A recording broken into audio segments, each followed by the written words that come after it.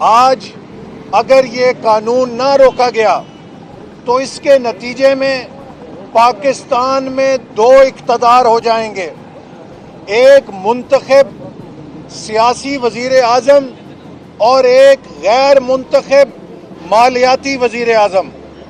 جو سیاسی وزیر اعظم ہوگا وہ پارلیمنٹ کو جواب دہ ہوگا، وہ 22 کروڑ عوام کو جواب دہ ہوگا، لیکن جو غیر منتخب مالیاتی وزیر اعظم گورنر اسٹیٹ بینک کی صورت میں مسلط ہوگا وہ پاکستان میں کسی کو جواب دہ نہیں ہوگا، وہ صرف IMF کو جواب دہ ہوگا۔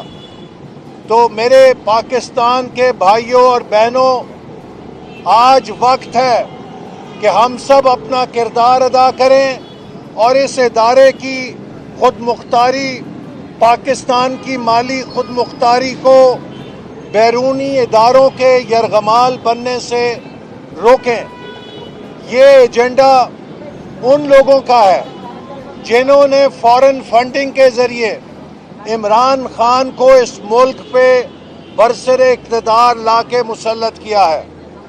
آج یہ بات ثابت ہو گئی ہے کہ عمران نیازی، جس نے ایمانداری کا میک اپ کیا ہوا تھا، قوم کو ہر وقت شفافیت کا درس دیتا تھا، جب فارن فنڈنگ کیس کی رپورٹ آئی، اس کا میک اپ اترا تو اندر سے ایک نہایت بھیانک کرپشن کا، منی لانڈرنگ کا اور پاکستان دشمن لابی سے بیرونی فنڈنگ حاصل کرنے کا چہرہ سامنے آیا ہے۔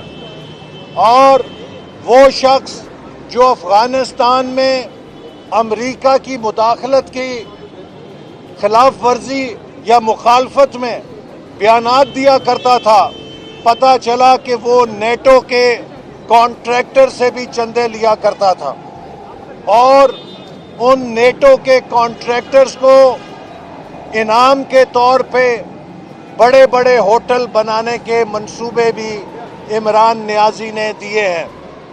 تو آج پاکستانی قوم سوال کرنا چاہتی ہے، ہمارے انصاف کے اداروں سے پوچھنا چاہتی ہے کہ اگر 22 کروڑ عوام کے ایک منتخب وزیر اعظم کو اس بنا پہ نااہل کر دیا گیا کہ اس نے اپنے بیٹے کی کمپنی سے 10,000 درہم کی تنخواہ وصول نہیں کی اور اسے اپنے اثاثوں میں ظاہر نہیں کیا، تو وہ وزیر اعظم جس نے کروڑوں اربوں روپے کی بیرون ملک مقیم پاکستانیوں کے چندوں میں بددیانتی کی، غبن کیا، فراڈ کیا، الیکشن کمیشن کو دھوکہ دیا، قوم کو دھوکہ دیا، غلط سٹیٹمنٹس کو سائن کر کے دیا، آج قوم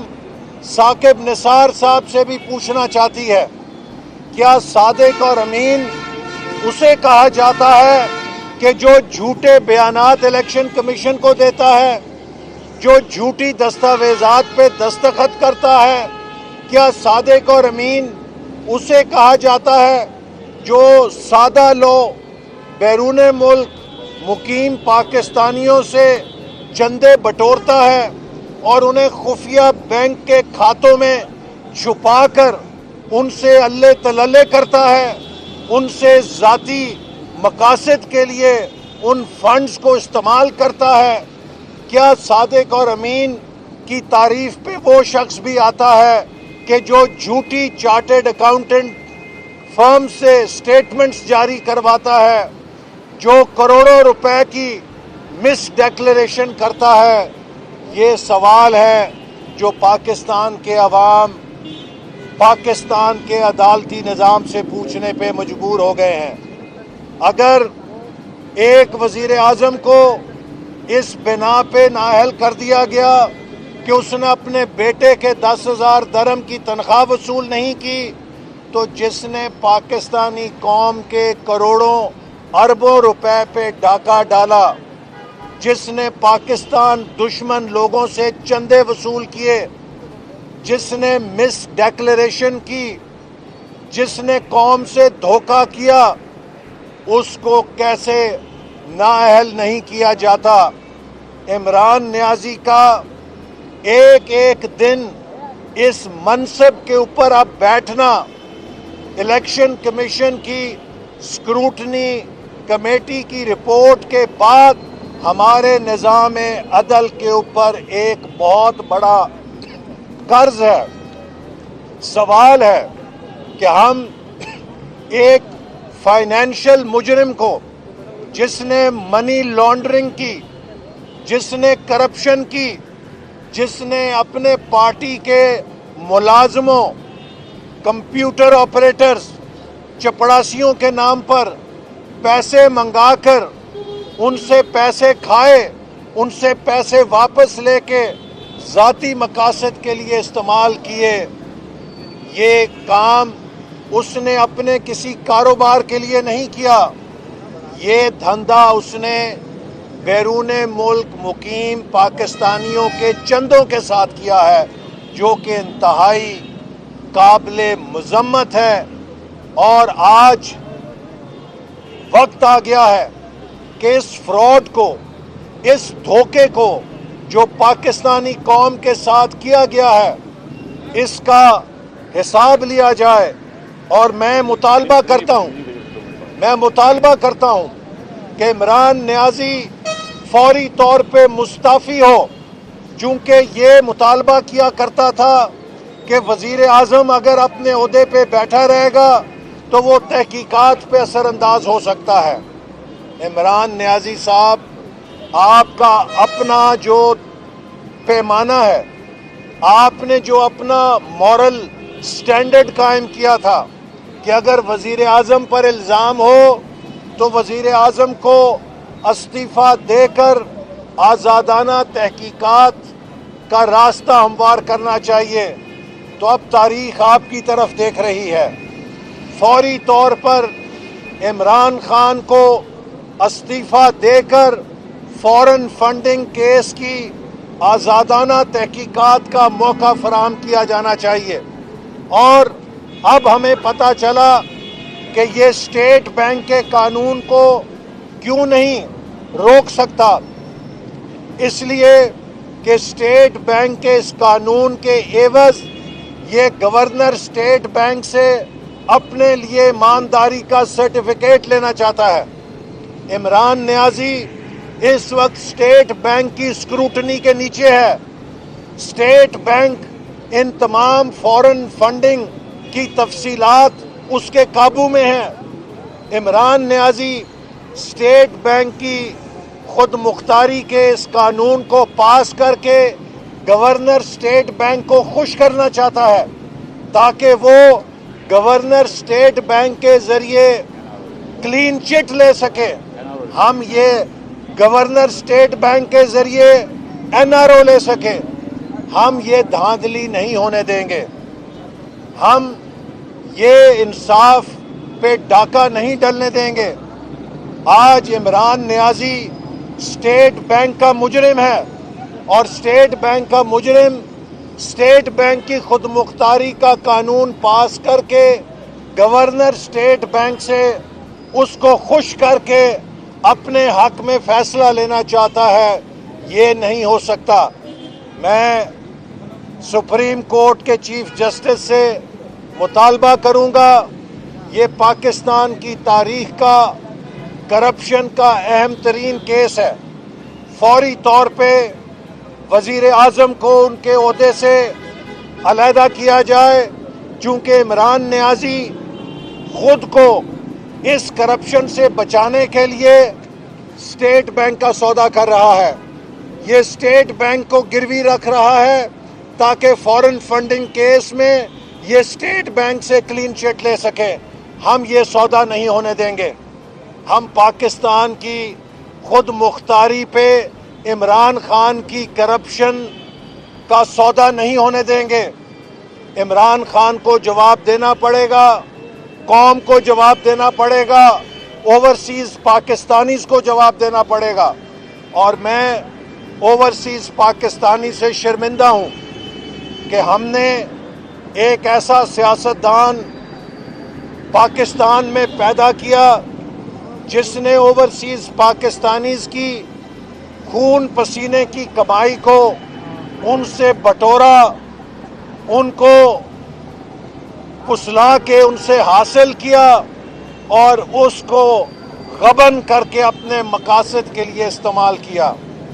میں اوورسیز پاکستانی سے معذرت کرتا ہوں اور وعدہ کرتا ہوں کہ ان کے مجرم عمران نیازی کو، جس نے ان کے پیسوں پہ ڈاکہ ڈالا، ان کے تاریخ کے سودے پر ووٹ دیا، تو آپ کو پاکستان کی تاریخ میر صادق اور میر جعفر کے نام سے پکارے گی۔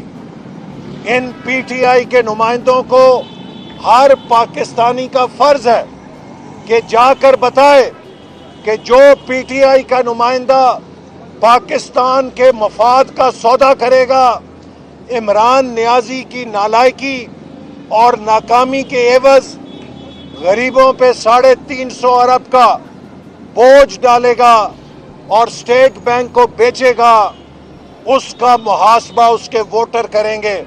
میں پی ٹی آئی کے ووٹرز کو بھی، سیاست ایک طرف، مسلم لیگ نون، پیپلز پارٹی اور پی ٹی آئی کی تقسیم ایک طرف، ہم سب پہلے پاکستانی ہیں۔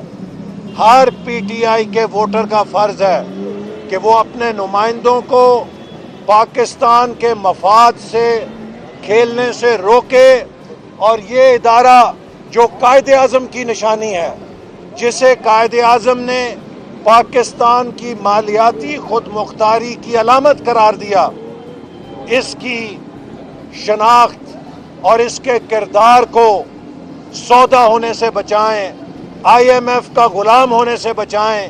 یہ ادارہ پاکستان کے عوام کی پراپرٹی ہے اور پاکستان کے عوام کی پراپرٹی رہنی چاہیے۔ احسان اقبال صاحب یہ بتا دیں کہ آئی ایس پی آر کے پریس کانفرنس کے بعد جو انہوں نے واضح کہہ دیا تھا کہ نہ وہ نواز شریف سے ڈیل کر رہے ہیں، نہ وہ جو سویلین حکومت کے ساتھ وہ جدا ہو رہے ہیں، مطلب واضح ہو گیا۔ اب کیا نواز شریف جو ہفتوں میں ان کی آمد تھی، کیا وہ نواز شریف واپس آ رہے ہیں؟ اور یہ بھی اطلاعات ہیں کہ نواز شریف جو ہے نا مارچ میں جو دھرنا ہے اس کو لیڈ کرنے جا رہے ہیں، تو کیا حکمت عملی ہے اس کے بعد؟ دیکھیے، میں یہ بات کئی دفعہ کہہ چکا ہوں، مسلم لیگ نون ڈیل کی سیاست پہ یقین نہیں رکھتی۔ مسلم لیگ نون ووٹ اور آئین کی سیاست پہ یقین رکھتی ہے۔ ہم نے 101 دفعہ کہا ہے کہ ہماری کسی سے کوئی ڈیل نہیں ہے، لیکن ہماری بات کوئی سنتا نہیں ہے۔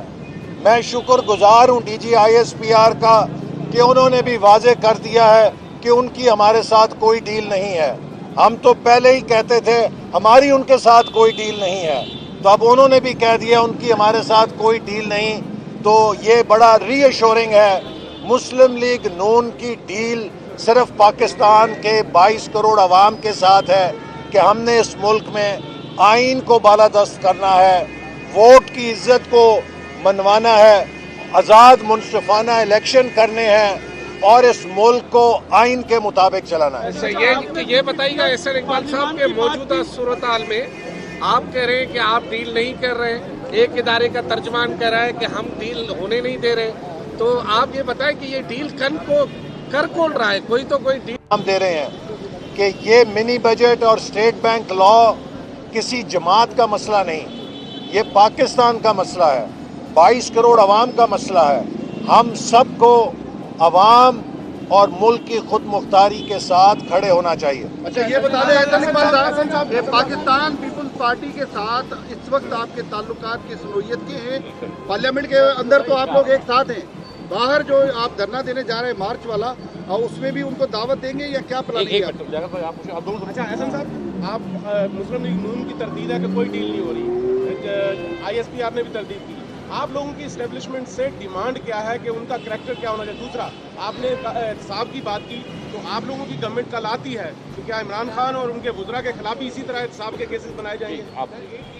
بتائیے گا کہ دو سوال ہو گئے، مجبوری میں آئے جاتا ہے، اگر آپ کی حکومت ہوتی تو اس اسٹیٹمنٹ کی خود مختاری کو کس طرح ڈیل کرتے، کیسے نکلتے؟ ایک اور سوال کہ اسحاق ڈار جو ماضی میں آپ کے تھے، انہوں نے اسٹیٹ بینک کے گورنر کو ڈیٹیکٹ کرتے رہے، تو اس پر جو ہے ان کی پالیسی کو غلط قرار دیا، تو آپ اس پر کیا کہیں گے؟ تھوڑا سوال کا جواب دیں۔ دیکھیے، پاکستان IMF کے پاس پہلی دفعہ نہیں گیا، کئی دفعہ جا چکا ہے.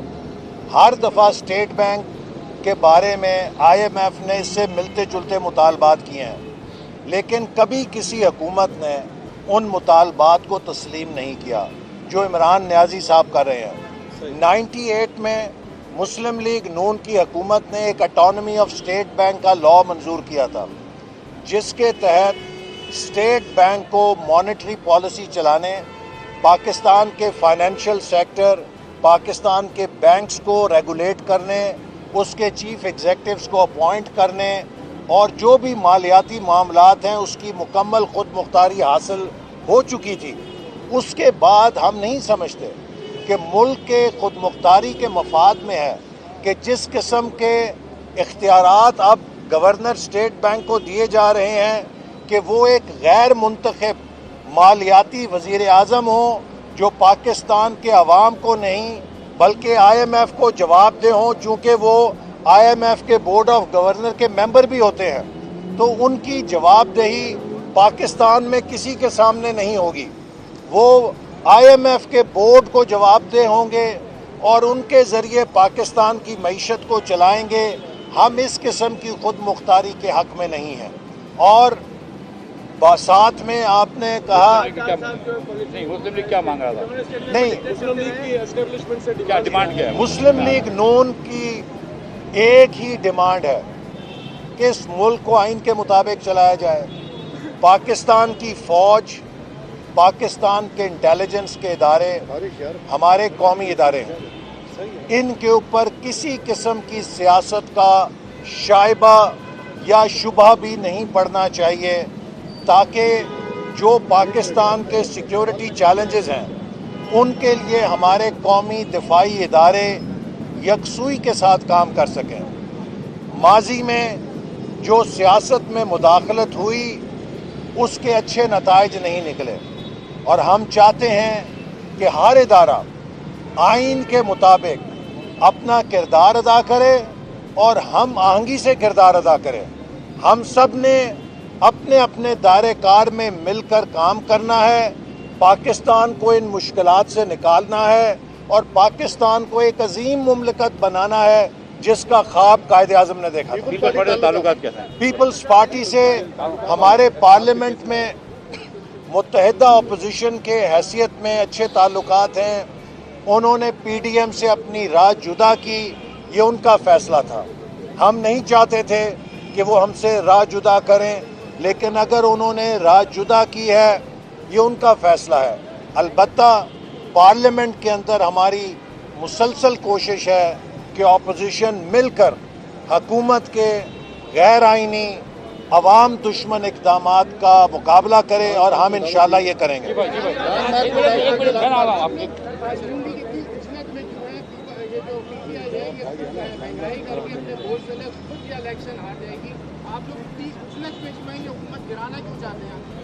ہماری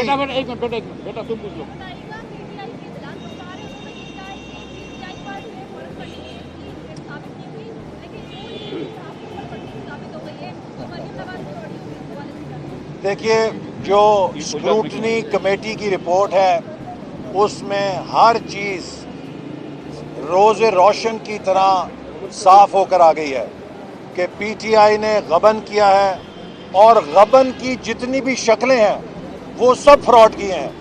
تو اس لیے اب ان کے پاس کوئی دفاع نہیں ہے سوائے اس کے کہ عمران نیازی استعفیٰ دیں اور آزاد، منصفانہ اور شفاف تحقیقات کا راستہ ہموار کریں. مسلم لیگ نون پہ آج سے 1 سال پہلے سے الیکشن کمیشن نے PTI کو کہا ہے کہ آپ کی جو شکایت ہے اس کی حمایت میں کوئی ثبوت پیش کریں. آج تک PTI مسلم لیگ نون کے خلاف ممنوع فنڈنگ کا ایک بھی ثبوت پیش نہیں کر سکی. وہ صرف پریس کانفرنسیں کرتے ہیں، بیانات دیتے ہیں. میں نے کل بھی اس فیصلے کی ٹویٹ کی ہے جس میں 1 سال پہلے انہیں کہا گیا کہ اگر آپ کے پاس مسلم لیگ نون کے خلاف کوئی ثبوت ہے تو آپ وہ پیش کریں الیکشن کمیشن کو. آج تک انہوں نے وہ پیش نہیں کیا. پی ٹی آئی کے خلاف جو کارروائی ہوئی ہے وہ ان شواہد کی روشنی میں ہوئی ہے جو اکبر ایس بابر صاحب نے الیکشن کمیشن کو پیش کیے تھے. اگر پی ٹی آئی کے پاس ہمارے خلاف کوئی ایویڈنس ہے تو وہ پیش کرے, ہم اس کا جواب دیں گے. ہاں, ہم اجلت میں اس لیے ہیں کہ اگر پی ٹی آئی اسی رفتار سے پاکستان کی معیشت کو کنگال کرتی رہی تو 1.5 سال بعد خدا نہ خواستہ یہ نوبت نہ آ جائے کہ کوئی عزت دار شخص یا کوئی جماعت پاکستان کا وزیر اعظم کا عہدہ لینے کے لیے تیار نہ ہو. یہ عہدہ ایک جوتوں کا ہار بن جائے گا. یہ اتنے مشکلات میں ملک کو پھینک جائیں گے کہ ملک کو ان مشکلات سے نکالنا 5 سالوں میں بھی ناممکن ہو جائے گا. اس لیے جتنی جلدی ان کو رخصت کر کے ملک کو بچایا جائے اتنا پاکستان کے مفاد میں. بتائیے گا, بلاول بھٹو نے کل جو ہے کہا ہے کہ اس حکومت کو گرانے کے لیے عدم اعتماد سینٹ میں بھی لائی جائے, قومی اسمبلی میں بھی لائی جائے, تو اس کے لیے مسلم لیگ کیا تیار ہے؟ آپ کچھ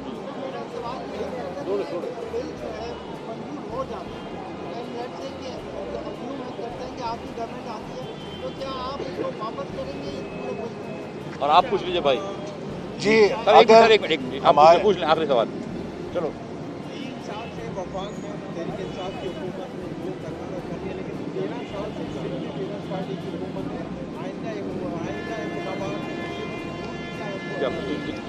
جی, آئندہ الیکشن میں مسلم لیگ نون سندھ کے اندر بھرپور انتخابات میں حصہ لے گی. ہم کراچی کے عوام کو بھی آلٹرنیٹو فراہم کریں گے اور کراچی جو کہ سندھ کا کیپٹل ہے اس کے ساتھ ساتھ سندھ کے صوبے میں بھی ہم متبادل پیش کریں گے.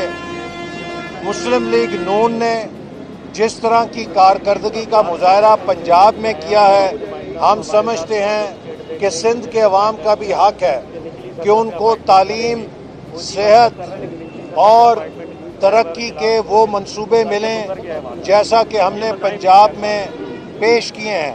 تو یہ ہمارا جمہوری حق ہے کہ ہم سندھ کے اندر بھرپور انتخابات میں حصہ لیں.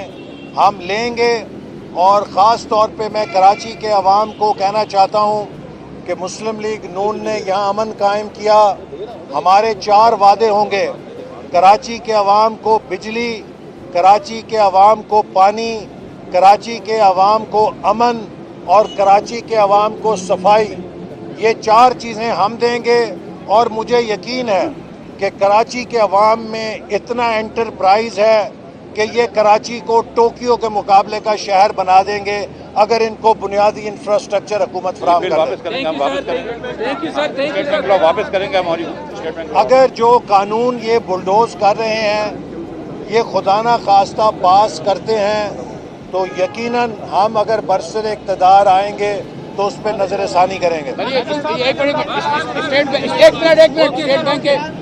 ایک منٹ اسٹیٹ بینک کے لوگ آئے ہوئے ہیں, اسٹیٹ بینک کے یونین کے لوگ ادھر آئے ہوئے ہیں اور وہ کہہ رہے ہیں کہ گورنر صاحب نے ان سے وعدہ خلافی کری ہے, تو گورنر صاحب سے گزارش ہے کہ جو وعدے کریں یونین سے وہ پورے کرے جائیں. YouTube پر گوگلی نیوز دیکھنے کے لیے youtube.com کی سرچ بار میں googly news T V type کریں. گوگلی نیوز کے پیج پر سرخ رنگ کے سبسکرپشن والے بٹن پر کلک کرنا نہ بھولیے. YouTube پیج پر اپلوڈ ہونے والی ویڈیوز سے باخبر رہنے کے لیے بیل آئیکن پر کلک کیجیے. آپ کو ہر نئی ویڈیو کے بارے میں نوٹیفیکیشن موصول ہو جائے گا.